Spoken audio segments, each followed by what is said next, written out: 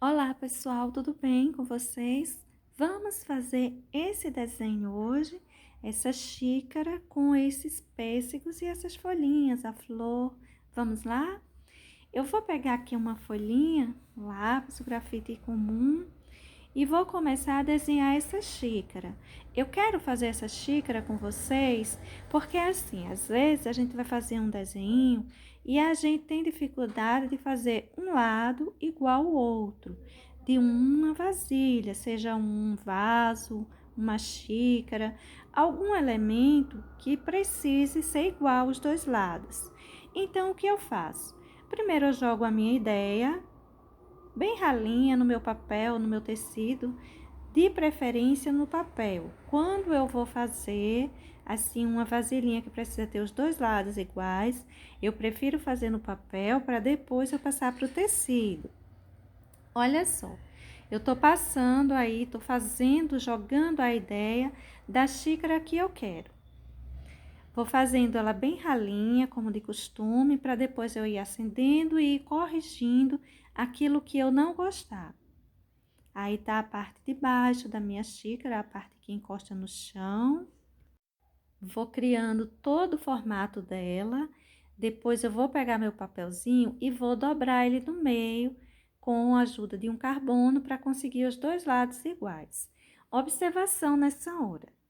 Quando você está aí jogando o seu esboço, geralmente um lado fica diferente do outro. Então, você observa se você gostou mais do lado direito ou do lado esquerdo. E na hora de você acender o seu desenho, arrumar o lado direito e o lado esquerdo para que fiquem iguais, você escolhe aquele que você gostou mais para ir acendendo, né? Para usar ele como a parte de cima. Olha só, vou dobrar aí no meio. Gostei mais do lado esquerdo, achei que o lado esquerdo ficou mais bonitinho, melhor feito, no meu rabisquinho aqui. Então, eu vou buscar deixar bem certinho isso aí. Olha só, vou dobrar o meu papel, vou colocar o carbono embaixo. Agora eu pego o meu grafite e vou riscando, deixando bem forte. Aí, olha, riscando com um pouquinho de força para que o outro lado também fique marcado pelo carbono. Dessa forma, eu vou ter os dois lados da minha xícara iguais. Olha só, não precisa ser com muita força também, porque o carbono, ele tá, se ele não tiver ruim, ele vai passar direitinho o seu risco.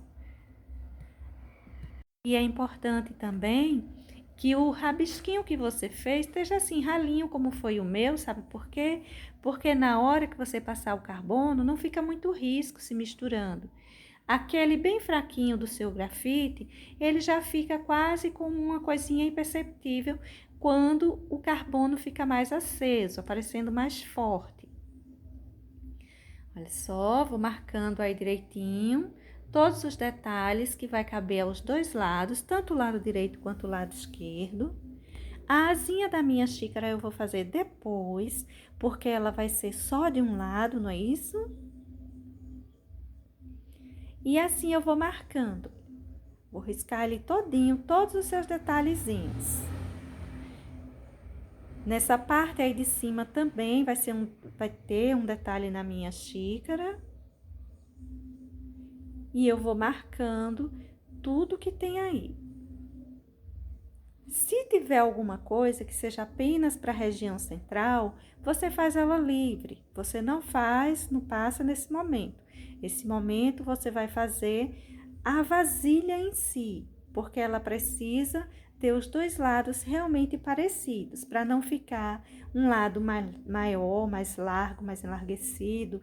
A parte da boca da xícara é um lado torto. É bem importante quando a gente faz esse detalhezinho, desenha dessa forma, porque a gente consegue deixar bem harmonioso o nosso desenho. Eu vou colocar esses detalhezinhos aí, olha, porque eles são comuns aos dois lados também. Por toda a borda eu vou ter esse detalhe, então não tem problema de eu estar colocando agora.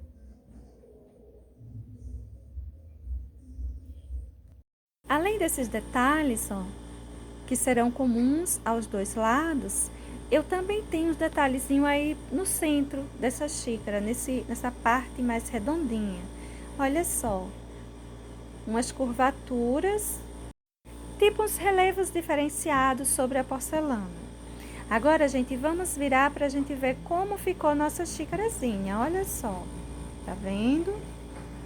Nem passei com muita força, mas veja que tá aí aparecendo bem o meu risquinho para os dois lados. Agora tá tudo igualzinho. É só acender um pouco e vai ficar tudo certinho. Nessa hora, eu não tenho mais uma preocupação com as proporções da minha xícara. Eu sei que tá tudo igual, do jeito que tá o lado esquerdo, tá o lado direito. Vou fazer então agora a asinha para ela. Vou fazer um pouquinho detalhado para não ficar assim tão simples. Mas primeiro eu vou jogar a ideia. Se eu não gostar, eu modifico. É aquela coisa, você vai jogando um grafite bem ralinho. Porque aí a gente tem uma noção, a gente vê, tem aquela noção se gostou, se não gostou. Você apaga, você risca um pouquinho mais forte para cima ou para baixo, enfim. A gente não precisa rasurar demais o nosso papel. Veja que eu já vou acendendo um pouco a minha ideia, marcando um pouquinho mais forte com o grafite. E aí tá a asinha da minha xícara, bem qual vai ficar. Eu gostei da ideia para ela. Tá dentro das proporções, não tá grande demais para minha xícara, nem pequena demais. A gente também tem que prestar atenção nisso. Porque se você faz uma xícara com a asa grande demais, pode ficar um pouquinho estranho. Aí eu vou marcar a parte de dentro que está aparecendo. Uma vez que está aparecendo a região de dentro da minha xícara, olha só, o lugar onde levaria algum líquido, não é? Então, também vai aparecer a parte de dentro da asinha da minha xícara. A gente tem que pensar também um pouquinho nisso.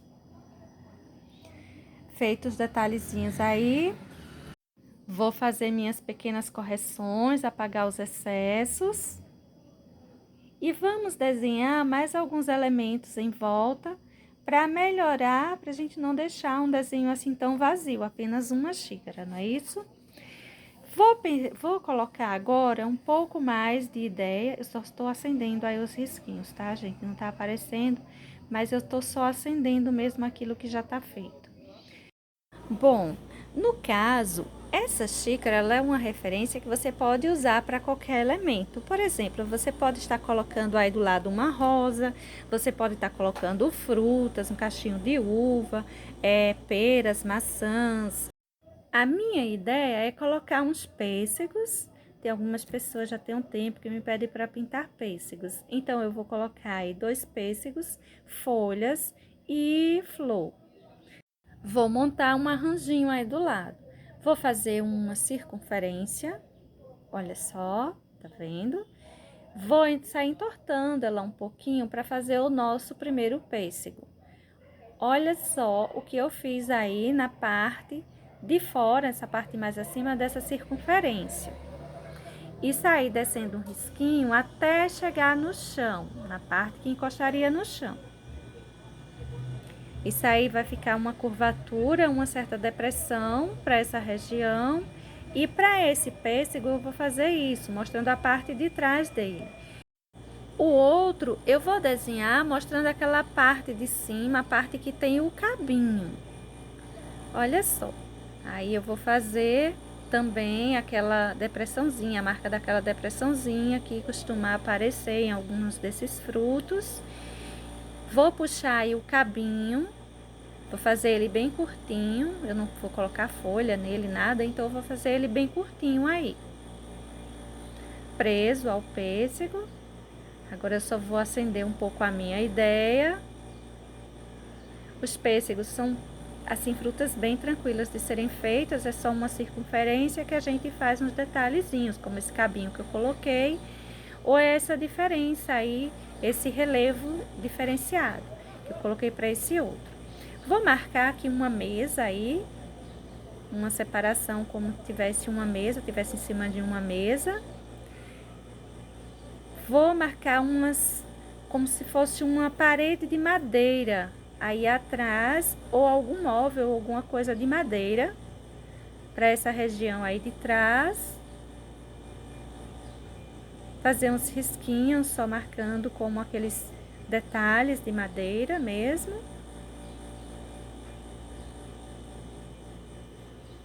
Vou fazer separações de tábuas.